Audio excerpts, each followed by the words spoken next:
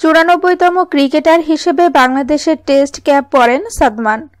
শুরু থেকে সাবলীল ছিলেন তিনি ব্যাট হাতে।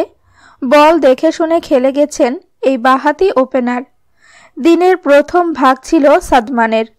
৩৬ রানের লাঞ্চে যাওয়া এই বাঁহাতি ব্যাটসম্যান দ্বিতীয় সেশনে করেন হাফ সেঞ্চুরি। ১৪৭ বল খেলে ৪টি চারে ৫০ ছোঁন সাদমান।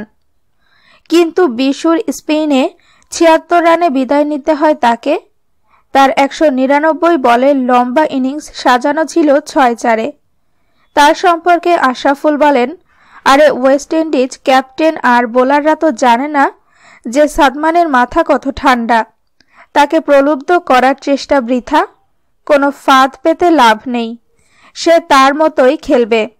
মিড অন ওপরে তুলে গুন্ড লেন্থে বা 3/4 লেন্থে যতই বল ফেলে তাকে মিড অর্ডার ফিল্ডারের মাথায় ওপর তুলে দেন, মারার প্রলুব্ধ করা হোক না কেন, সে মাটিতে খেলবে। ভুলেও তুলে মারতে যাবে না।